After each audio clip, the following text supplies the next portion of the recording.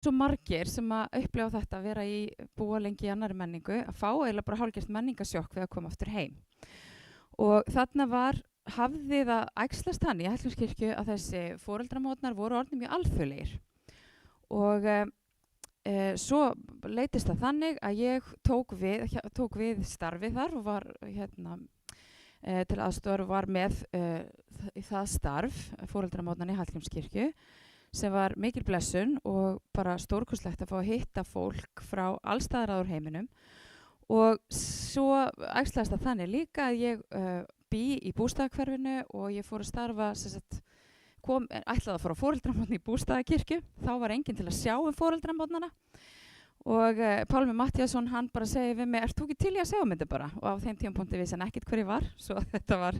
En ég trúi því að Guð hafi leitt mig þarna inn í þetta starf, bæði í Hallgrímskirkju og Bústaðakirkju, því þarna mynduðust tengsl við fólk, aðallega konur af erlendum uppruna sem voru hér af ýmsum ástæðum. Og á þessum tíma þá var vinkona mín að starfa hjá Kristniboðssambandinu, hún hafði verið kristniboði og hún var heima með dóttur sína.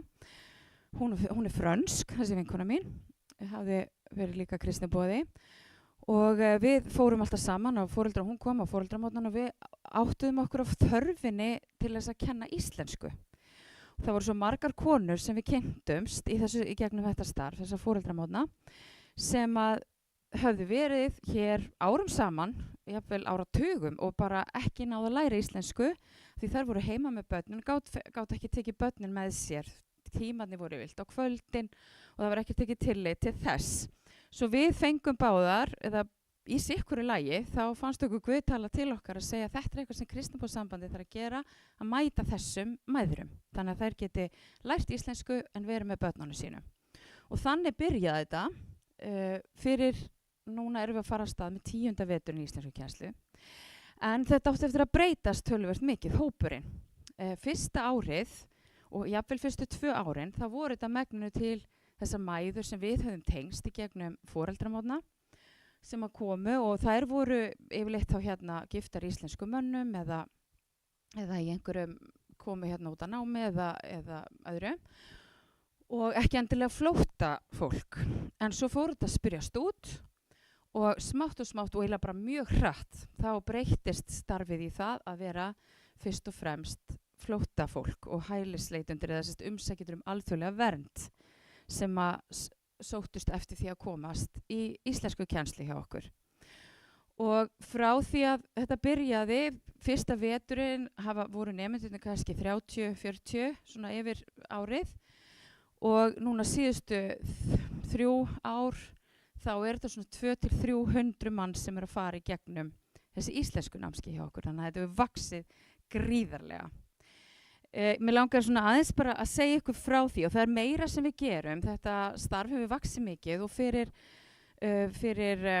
2 árum þá var samþykkt á aðalfundi Kristniboðssambandsins að þetta væri samþykkt sem að Ísland og innflytjendur á Íslandi er tekið inn sem kristniboðsakur eða kristniboðsland því að við höfum kristniboðslöndin eins og ég sagði byrjun Kenía og Eþíópíu, við erum líka með kristniboð í Japan og þetta var svona formlega samþykkt að við ætlum að starfa á þessum vettvangi og þessi málstofa hefur yfirskriftina þegar akurinn kemur til okkar og það er bara það sem við sáum gerast.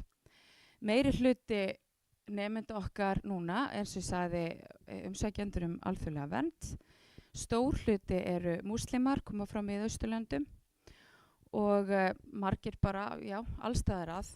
Við höfum undanfarin ár með mikið fólki frá Venezuela sem hefur komið til okkar en svo er þetta náttúrulega bara breytilegt eftir því hvaðan fólk er að koma. Og við höfum frá upphafi verið alltaf með kennslu 2 í viku og nú erum við alltaf á 3. og 5. og við erum með svona 40 mínútna innlögn þar sem allir eru saman og þetta hefur stundum verið svolítið kaotískt, stundum við verið með 80 manns í þessari innlögn og svo þarf að skipta öllum í hópa. Fólkið sem kemur til okkar er í þeirri aðstöðu að þau eru bara, líf þeirra er svolítið bara, þau hafa voðalega litla stjórn á eigin lífi. Þannig að mætingin er bara svolítið svona fram og tilbaka hjá þeim. Og við erum kannski með 150 nemendur skráða á námskeið, en við vitum alltaf það mæta aldrei fleiri en 70 til 80 í einu. Guðsjólof, því að við ráðum ekki við meira og salurinn okkar tekur ekki meira. Og svo erum við með kaffi þar sem við hægt að spjalla og svona, og svo syngjum við saman, bæði sunnudagaskólasöngva og leikskólalög og svona, og líka bara íslensk þjóðlög og ýmislegt sem tengist kennslunni. Og svo erum við skiptum við í hópa, og þar eru það sjálfboðaliðarnir okkar sem eru lykil fólkið. Við erum með góðan hóp og við höfum verið blessuð með frábærum hópa sjálfboðalið, mikið kennarar sem eru konur á eftirlaun og vilja halda áfram að gefa af sér, og það hefur verið mikil blessun. Og þá reynum við að skipta í hópa eftir getu og eftir málsvæðum, hvor við fundist það hjálpa. Og það hefur alltaf verið hjá okkur, alveg frá upphafi, börn eru alltaf velkomin.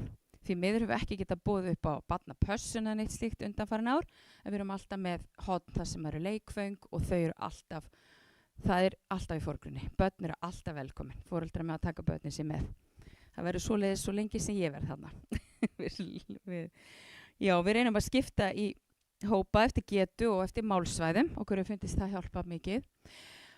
En þetta er íslensku kennsla auðvitað, og við erum með viðurkenningu sem fræðsluaðilar frá menntamála yfirvöldum, og við þurfum að hafa allt og höfum allt mjög faglegt í sambandi við kennsluna. Við gefum út kennsluáætlanir, við erum með gæðahandbók, og við förum eftir öllum þessum kúnstæðrana reglum til þess að halda þessu leyfi sem að við höfum, því að það gerir okkur kleift að fá styrki.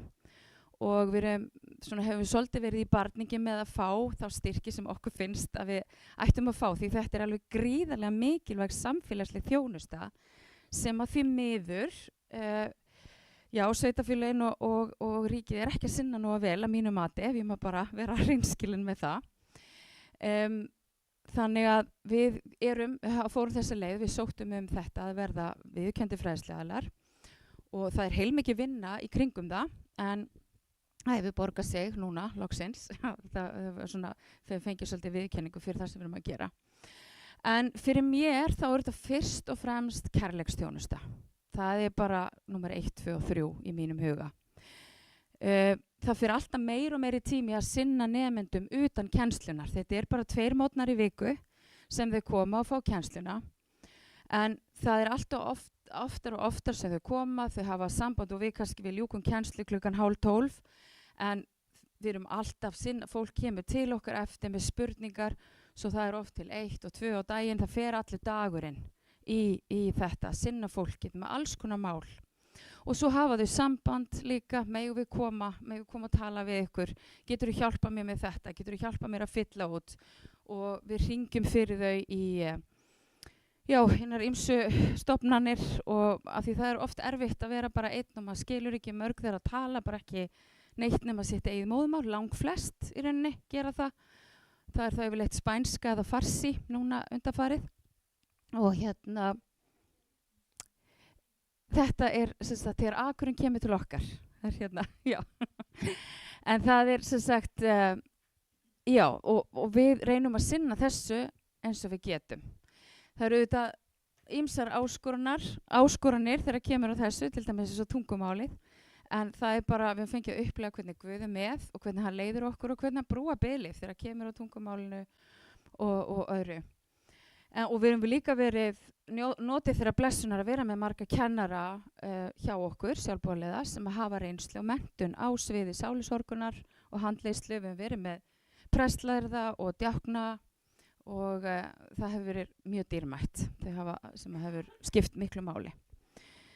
Það eru, eins og ég sagði, margar áskoranir, nemendurnir eru mjög mislangt komnir í tungumálinu, og svo er hópurinn síbreytilegur. Ég veit í rauninni aldrei að ég kem að mótni hverjum ég er að fara að kenna. Það er bara, og það er mjög, og svona í byrjun var það mjög erfitt, en ég bara fara að hugsa, svona er þetta bara, og svo veit ég bara endurtekningin, hún gerir öllum gott. Og svo er þannig að nemendahópurinn er sífellt breytilegur. Þau, eins og ég sagði, þau sem eru hér og bíða eftir að fá alþjóðlega vernd, þau ráða ekkert sínum tíma. Það getur verið hringt í þau að fara flytja á morgun. Eða þú þarft að mæta þessum stað og núna á eftir. Þannig allt í einu þurfa þau að fara á tíma eða þau get ekki mætt í einhver tíma. Tímabilið var vesen með strætó. Það var bara einn úr fjölskyldunni sem fikk strætó með það. Sem kom þá sem fulltrúi og bað svo efni til þess að geta hjálpa fjölskyldunni sinni að læra heima. Þannig að veruleiki þessa fólks svo ótrúlega, já, bara maður trúir þessu alla. Þetta alveg eitthvað sem að við bara erfitt með að setja okkur, það erfitt að setja sig í þeirra spor. Og svo líka námsstaða nemendana mjög mismunandi. Margir nemenda hafa aldrei gengið í skóla og ólæsir og óskrifandi á sitt eigið móðumál. Þannig getið ímyndið ykkur að koma bara eitthvað algjörlega nýtt land og sjá eitthvað stafróf sem þú þekkir ekki og fara að læra. Þetta langur vegur. Og við höfum verið með nemendur sem búin að vera hjá okkur nánast frá upphafi og eru rétt núna eftir kannski 7-8 ár farin að geta sagt bara ég heiti, ég frá. Svona alveg bara einföldustu setningar. Og svo erum við með marga sem glíma við áfallastreitu, þau sem koma frá stríðshrjáðum svæðum og fólk sem að glíma við áfallastreitu, það bara getur eiginlega ekki lært. Þá þetta bara, það þessi kærleiksþjónusta. Við erum til staðar, þau fá að koma og við finnum það mikið með þennan hóp, hvað þetta mikilvægt að koma, þær koma handa konurnar frá Afganistan hitta vinkonur sínar. Það ekkert síður það sem skiptir máli fyrir þær. Að hittast og hafa eitthvað samastað. Þær kannski hafa ekkert marga staði. Það eru að sækja það sem eins og hjá Hjálpræðishernum við erum með mikið af sömu skjólstæðingum og þau leita í það sem þau hafa stað til þess að vera og finna að þau eru velkomin og þau eru elskuð og það það sem við viljum fyrst og fremst sýna þeim. Síðasta vetur höfðu brottvísanir nemenda okkar mjög mikil áhrif. Það var bara mjög erfitt að horfa upp á það og fylgjast með. Við fengum marga til okkar oft, þau þurftu bara stundum öxla gráta á og ég fann þetta tók mjög á alla sjálfboðaliðana, kennarana okkar. Þetta var erfiður og þungur vetur að horfa á eftir fólkin okkar og vita ekki hvert örlög þeirra yrðu og reyna af svo litlum veikum mætti að vera til staðar fyrir þau. Og það þetta og það sem náttúrulega mikilvægast í þessu og þetta þessi hlutverk sjálfboðaliðana, það náttúrulega að leiða hópana og þjálfa nemendur í að tala og svo mynda tengsl eins og hver og einn treysti sér til. Fólk bara ólíkt. Margir af nemendunum vilja gjarnan bjóða okkur heim í mat og kynnast okkur náið. Og ég segi alltaf við sjálfboðaliðana okkar, ef þið gerir það sem þið treysti ykkur til, þá enginn að fara við sín mörk. Það bara, við leggjum áherslu á það. Og það myndast vináttur tengsl bæði milli nemenda og kennara og milli nemendana, ekki síst, sem svo ótrúlega mikilvægt. Og svo þetta að sjálfboðaliðarnir líka hjálpa þeim að mynda tengsl og fylgjast með líðan og virkni nemenda. Ég svona risastórum hópi og af því að við erum með þessa viðurkenningu sem fræðsluaðili, þá þurfum við að skila af okkur. Við erum ekki þeirra aðstöðu, við getum lagt próf fyrir nemendur. Það bara hefur ekki gengið upp eins og uppleggið En þá þau fá sjálfsmat og svo það kennararnir sem að sjáum að gefa mér tilbaka hvernig þeim finnst ganga og hvað við getum gert betur og annað. Og þannig að, já, það svona hlutverk sjálfboðaliðana ómetanlegt og svo stórt að ég get eiginlega ekki lýst því. Við höfum aldrei með of fáa sjálfboðaliða. Það bara þannig. Þannig að einhver sem að hlusta og horfa, finnur í hjarta sínu, vilji taka þátt í þessu, að þá má bara hafa samband við okkur í Kristniboðssambandinu því að við erum með sjálfboðaliða sem að sumir eru bara einu sinni í viku, sumir eru sjaldnar, koma bara sem svona leysa af ef þarf og svo eru aðrir og langflestir sem koma, þeim finnst þetta svo frábært að þeir vilja vera eins mikið og þau geta. Og ég ætla að lesa fyrir ykkur og eftir vitnisburði nokkra sjálfboðaliða. Og auk kennslunar í íslensku, allt þetta, þá kynnum við menningu og siði. Við kynnum fyrir þér hátíðir og sér íslenska daga og sumardaginn fyrsta og svo leis. Við förum í vorferð ef við getum og svo hefur við haft jólaskemmtanir og ýmislegt fleira og ég vildi óska þess að við gætum boðað meira og það er það sem að þetta er markmiðið að þetta sé að við séum að mæta þeim og þau fá að heyra fagnaðarerindið en þar sem að þetta tungumálið stoppar okkur og þá gerum við það fyrst og fremst með kærleika. Þegar alltaf í kringum jól og páska og svoleiðis þá notum við tækifæri eins og við getum og þá stundum reynum við að túlka. Við getum ekki gert það alltaf því það þarf alltaf að túlka yfir á 4-5 tungumál, það tekur alltaf langan tíma. En svo bara hefur verið svo dýrmætt þessi persónlegu stundir og það er alltaf verið meira og meira. Og það sem ég er sjálf búin að, það var svona hugsjónin og það sem ég sjálf búin að vera að biðja fyrir að við náum til fólksins og fáum að eiga og þá við höfum fengið að mæta einstaklingum í þessari sálusorgun og í fyrirbæn, jafnvel þó að við skiljum ekki hvert einasta orð og maður fengið að finna það mjög sterkt. Þarna má sjá þegar við fórum á Þingvelli í maí fyrir 2 árum og það er alveg gríðarleg ánægja með þessar ferðir, þeim finnst þetta alveg stórkostlegt. Margir hafa aldrei séð neitt af landinu nema bara keyrt frá Keflavík og inn á eitthvað hótel í Hafnarfirði eða í Ármúlanum. Þannig fyrir þau að sjá, fá að fara í ferðalag, það er alveg stórkostlegt.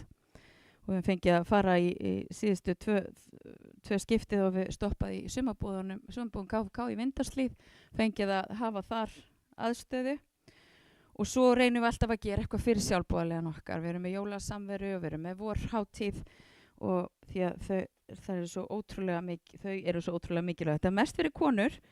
Við viljum gjarna fá fleiri kalla og mér langar að lesa hérna örstuttar frásagnir frá sjálfboðaliðum sem við hafa verið hjá okkur og það fyrst hérna Þórdís Klara Ágústsdóttir, ljósmóðir. Hún skrifar: Ég var svo lánsöm að vera beðin að aðstoða við íslenskukennslu fyrir útlendinga á vegum SÍK. Ég segi lánsöm vegna þess að þetta er gefandi starf á svo margan hátt, auk þess er eftirsóknarvert að láta gott af sér leiða. Ég mætti til leiks í Kristniboðssalnum á Háleitisbraut í september árið 2021 með 2 hendur tómar.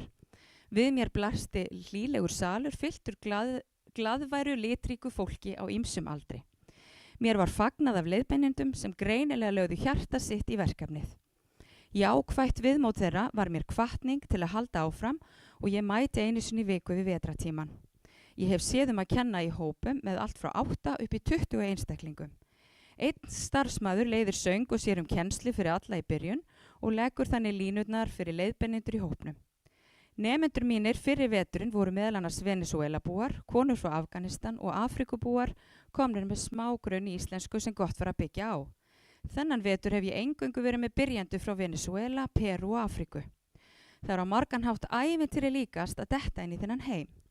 Þarna erum við algjörlega í núinu, njótum hverrar mínútu, gefum af okkur og þykjum. Íslenskan er snúið tungumál og það er gaman að finna áhugan og vilja hjá nemendunum að ná tökunum á henni.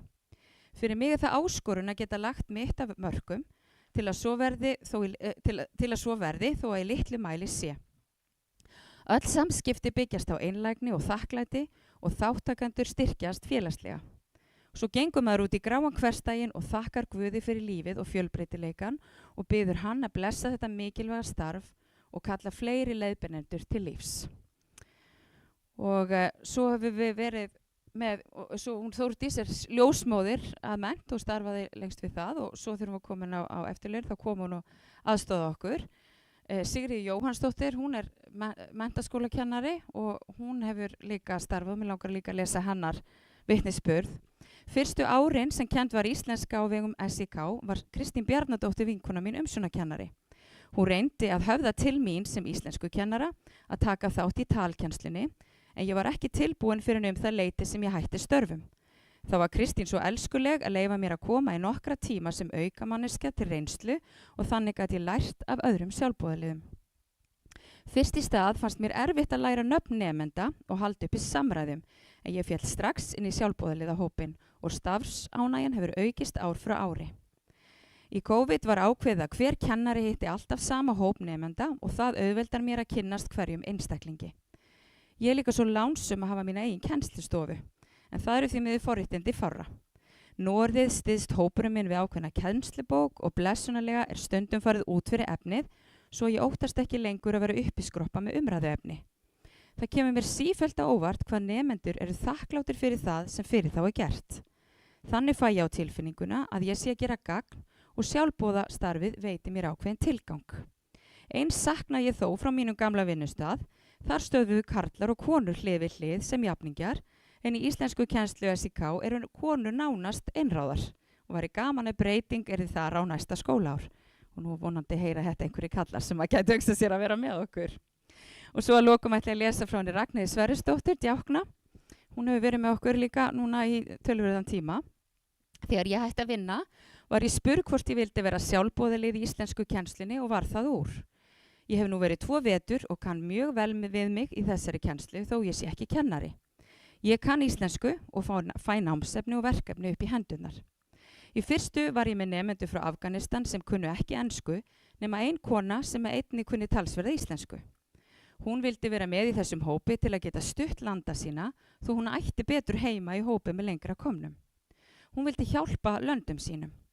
Án hennar hefði kennslan hugsanlega verið gagnslaus. Eitt sinn kom upp orðið stígvél og ég útskýrði það með mynd og þá spurði þessi kona, en vél masín? Ég hefði engin svör og var að segja, þetta bara svona. Einn vetradag þegar veðrið var ömurlegt benti ég út gluggan og spurði, af hverju viljið þið vera hérna? Svarið kom strax, hér friður.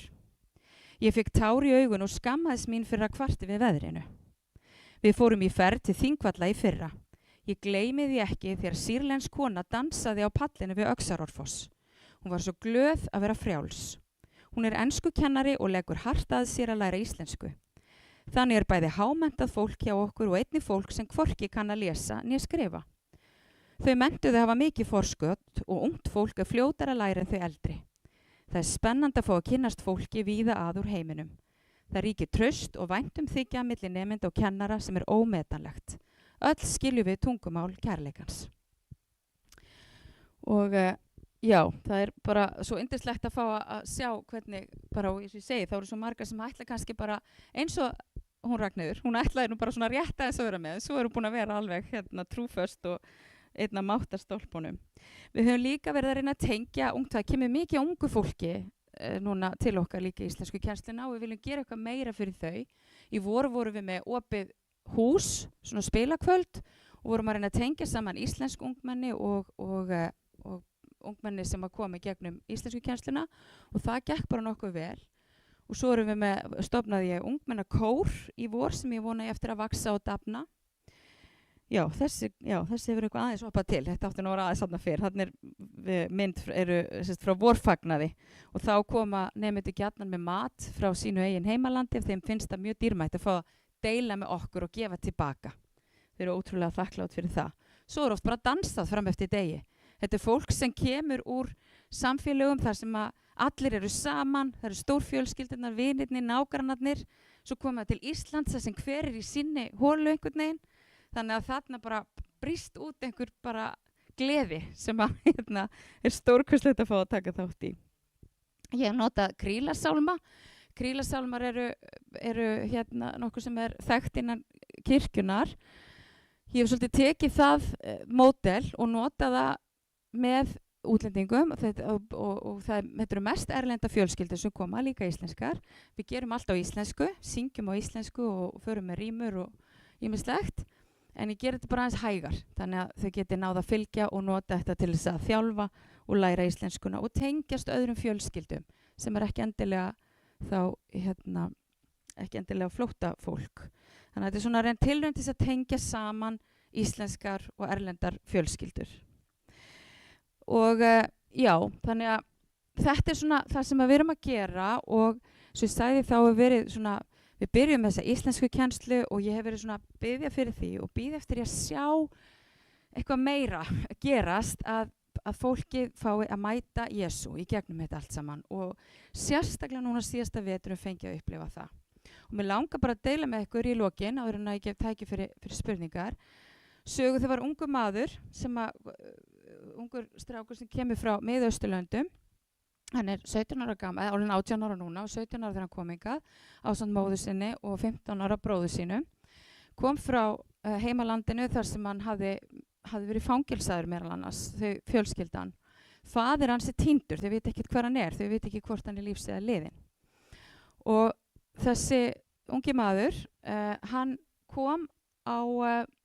kom í íslensku kennsluna, byrjaði að læra og þegar núna í vor þá fengum við kristniboðan okkar sem eru staðsettir í London sem heita Janet og Meran. Þau starfa meðal fólks frá persneskumælandi frá Miðausturlöndum og hann, Meran, talar persnesku og kvöldið eftir íslensku kennsluna þá vorum við með samkomu fyrir ungt fólk og ég sagði við hann, þú ættir að koma og hitta krakkana. Og þannig kvöldið þá heyrði þessi ungi strákur vitnisburð Merans sem alveg einstakur, hvernig hann flúði sitt heimaland sem sama land og strákurinn kemur frá. Hann flúði og hann var búinn að gefast upp á Íslam og hann flúði vegna þess að hann var búinn að fá nóg af trúarbrögðum.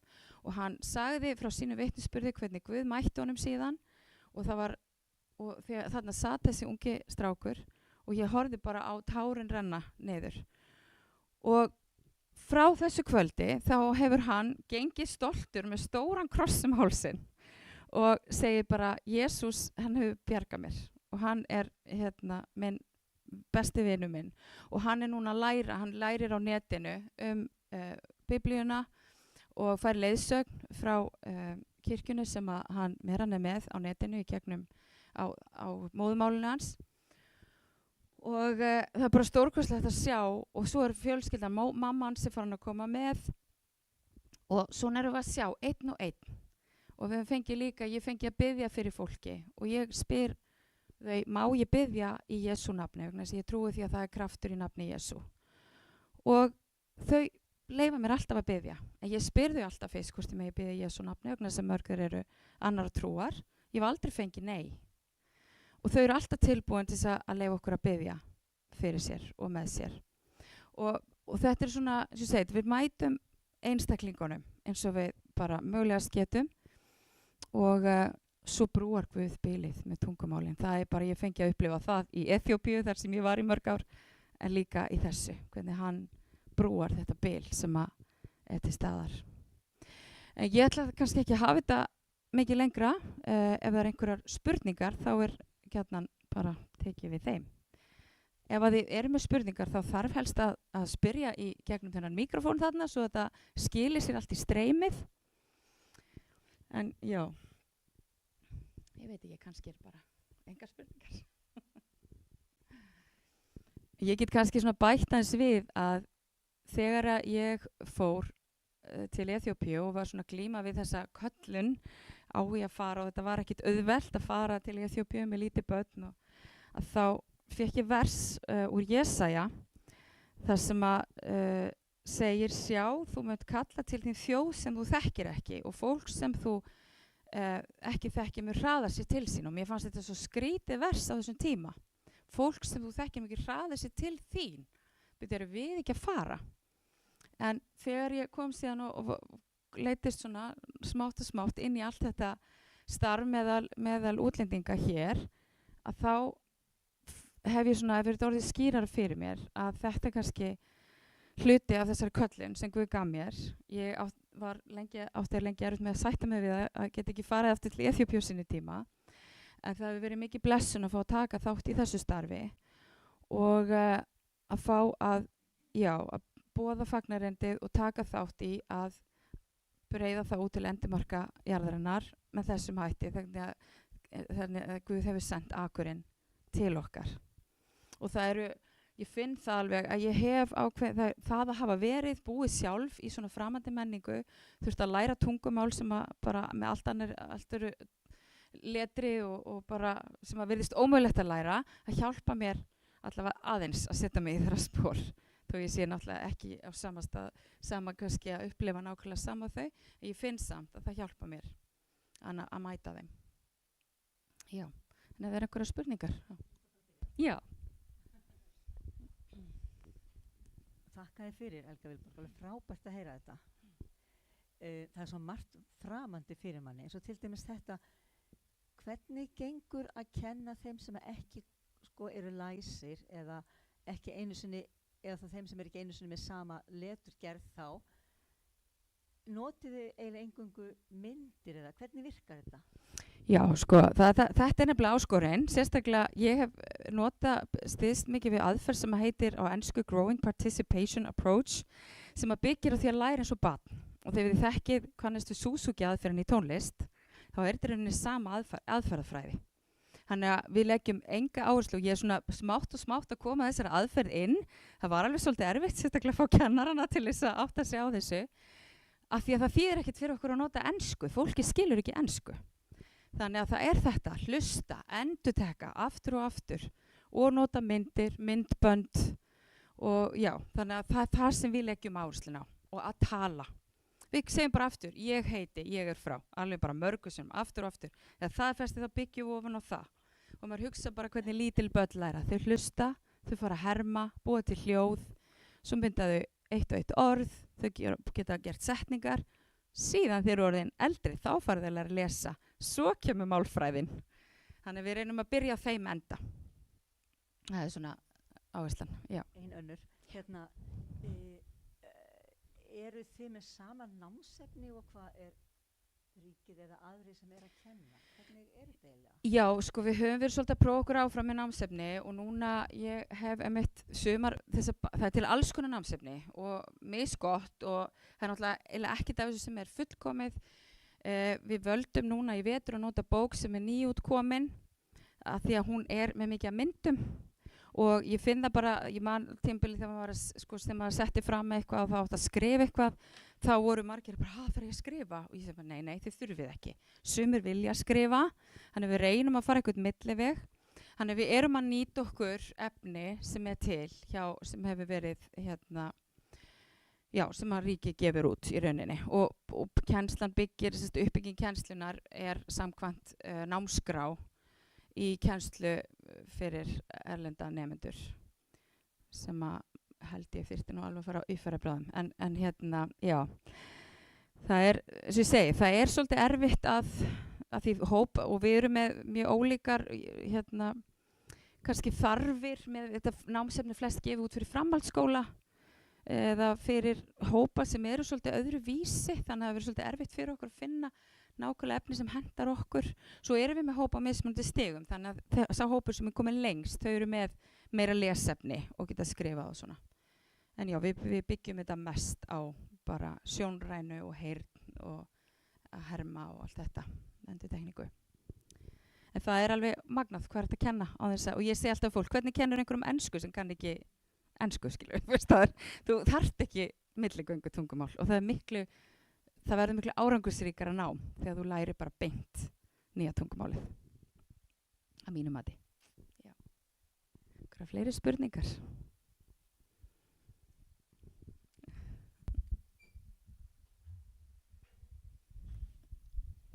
Þetta er frábært starf og gott að heyra af þessu.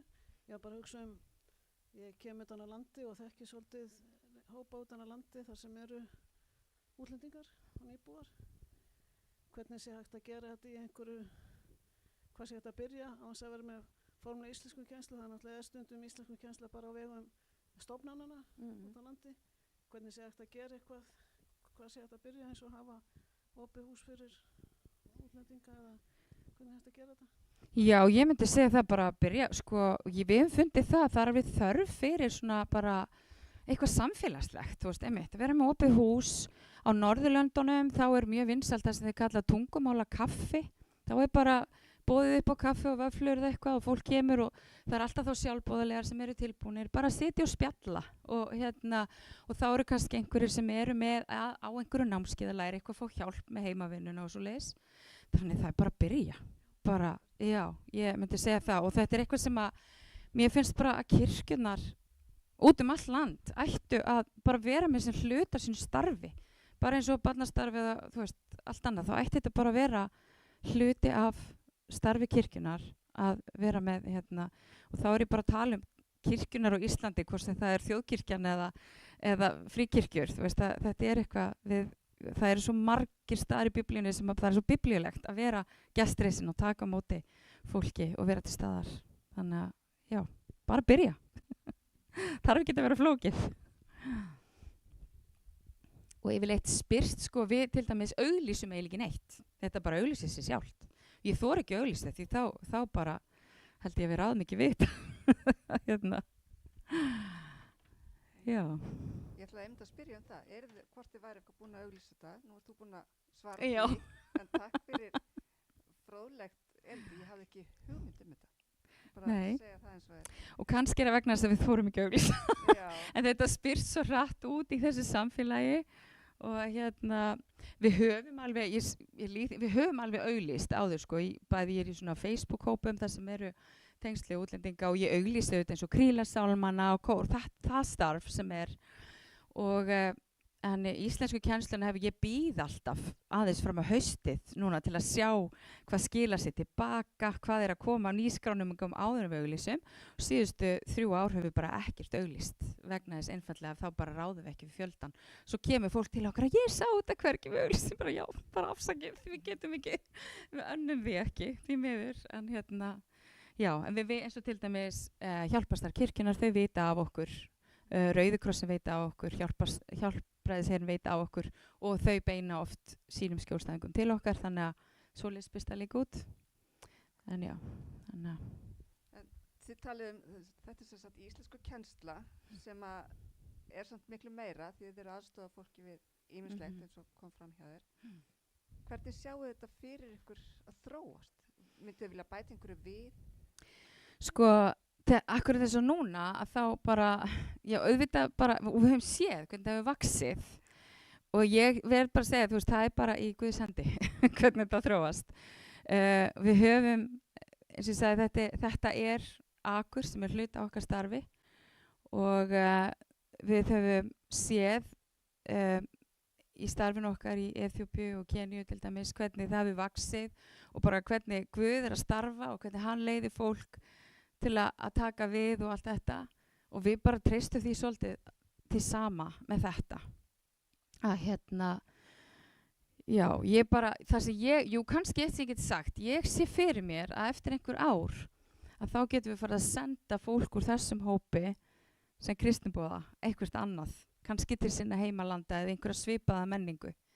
Það er eitthvað sem að þetta verði til þess að kannski efla líka svolítið innviði kristniboðssambandsins og starfsins okkar. Að við fáum þau, það er svona, mér langar svolítið að þau verði, nú er þetta svolítið mikið svona þjónustu að þau eru að koma, en það tekur alltaf svolítið tíma að fólk finnir sig hér á ég heima og ég vil taka þátt. Og það er það sem okkur langar til þess að sjá. Og við hvetjum alltaf fólk til þess að finna sér eitthvað þau sem að eiga trú eða þau sem eru svona að stíga sér fyrstu skrifi trúna til þess að leita sér að einhverju samfélagi þar sem þau finna sér heima og en það er líka bæn okkar að þau vilji taka virkan þátt í kristniboðsstarfinu á einhverju leiti, einhvern hátt, hvort það er hér heima eða einhver fær köllun til að fara eitthvað annað. Það er svona, já, bæn okkar. Já. Er þetta, allir sem koma, eru þau leitandi í kristna trú eða er það eitthvað skilyrði eða eitthvað slíkt? Nei, alls ekki. Í vor, þegar við vorum búin að missa Venezuela fólki okkar að stóru hluta, fjölgaði rosalega mikið fólki frá Afganistan til dæmis og það eru allt múslimar.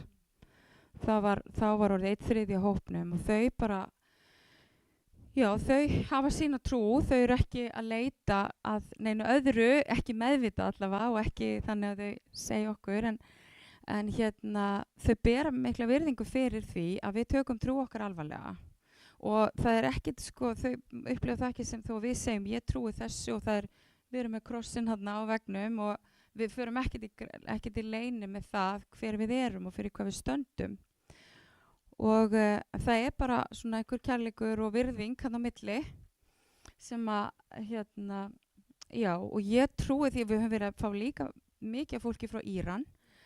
Þau eru mjög opin fyrir kristinni trú vegna þess að þau eru búin að gefast upp á því sem þau eru alin upp við. Og ég sé svolítið að kannski þau hafa sameiginlegt tungumál við Afganina, það sé einhver leið af því við höfum ekki tungumáli þarna. að það geti verið leið fyrir fagnarindi til þeirra sem ekki þekkja Jesú. Það er ekkert skilyrði, við tökum á móti öllum, hverja trúar sem þeir eru. Og eins og þið sáuð á myndunum þá er bara stór hluti nemyndana mjög augljóslega múslimar. Og bara, já, það er bara svo gott að fá að vera þarna, við erum öll saman og það er bara svo, mér var bara svo gott líka að upplifa kærleikan sem er á milli sko Afganana og Íranana. Þessi Afganar eru flesti komni með dvalarleyfi hérna og þau komið til mín og einmitt við höfum tækifæri til þess að fá túlk þegar hann var hjá okkur þá fyrst að því sem þau öll vildi segja þið verðið að hjálpa þeim svo þau geti verið hérna. Það var svona, það var þó þau var ekki sem að trúar þó að Írandinni væri búin að snúa baki við gömlu trúni. Því ég var svona pínu stressuð bara hvernig er það? En það er alls ekki. Þau eru öll í svo svipuðum aðstæðum, þau eru að flýja eitthvað sem að einhverjar erfiðar aðstæður. Þannig að já, þetta er bara stórkostlegt að fylgjast með þessu og verið spennandi að sjá hvað Guð ætlar að gera. Takk fyrir, það er gaman að hlusta. Ég hef svo sem vitað af þessu, það sem þið eru að gera, bara takk fyrir það. Það eru til kirkjur hérna sem að sinna svona starfi að kenna íslensku og það lítur að leiða einhverju leyti. Ég hef svo mikla trú á heilögum anda og við þurfum ekki alltaf að stressa okkur sjálf á öllu, heldur bara trúi ég því að andinn leið okkur og leiði það sem við erum að gera til þess sem á að verða. Ég var út í Svíþjóð einn vetur og þar var einmitt tungumálakennsla í kirkjunni og ég var búin að vera í svona mánuð og það voru konur og kallar þarna sem hefðu verið alltaf 11 ár í Svíþjóð og ég hef aldrei verið sænsku, bara dönsku í skóla. Ég var samt færari í sænskun heldur þau sum. Þannig að þetta tekur rosalegan tíma fyrir fólk að læra nýtt tungumál sem er svona allt öðruvís og allt öðru letugerð og allt það. En sú kennsla hún fór einmitt mikið fram bæði með því að reyna að tala saman og að fara í svona skoðunarferðir. Þannig ég fór með þessum hópi margar skoðunarferðir sem ég hefði aldrei farið á. Það voru söfn og fór með þess að í Moskvu með þeim og hitt þetta þannig í Uppsala í Svíþjóð. Það lærist líka í tungumálið á því og einmitt að kenna þetta svona eins og börnin læra. Og líka sjá, eins til dæmis það var verið að kenna ensku einhverju fólki sem ekki kunni ensku og það var sko til dæmis böku kaka, það var tekið egg, þetta er egg, sett í hrærivilina, öll orðin notu sko. Þannig að þetta fer svolítið saman þar sem maður sér og heyrir að þá mann maður það betur. Þannig ég bara gangi ykkur vel bara áfram með þetta starf. Já, takk fyrir það. Já, það er algjörlega, þetta er svo mikið með þetta bara að læra learning by doing eins og heitir. Og ég vildi óska þess að við gætum gert einmitt meira svoleiðis að fara í ferðir með fólki og svona en hópurinn er bara akkurat þannig núna að við getum það ekki af því að við vitum aldrei hverjir mæta hvenar og hvað verða margir. Þetta er svona, þannig að við höfum þannig að þetta er svolítið sérstakur starfsvetningur. Ég hef nú kennt í skólum, grunnskóla og fleiri og þetta er allt öðruvísi. Þetta er bara, það er ekki hægt að líka sér saman. En það hjálpa mig, ég er tónmenntakennara mennt og mér finnst það hjálpa mér í þessari kennslu. Það er alveg ekki spurning, margt. Já, og bara margt líkt með því að kenna tónlist og kenna tungumál. Það er bara, þá bara segi takk fyrir mig og bara ykkur er velkomin ef við höfum fleiri spurningar og eftir bara eða senda okkur eða ringja eða hvað það er. Bara, þá segi ég bara þakka ég kærlega fyrir mig.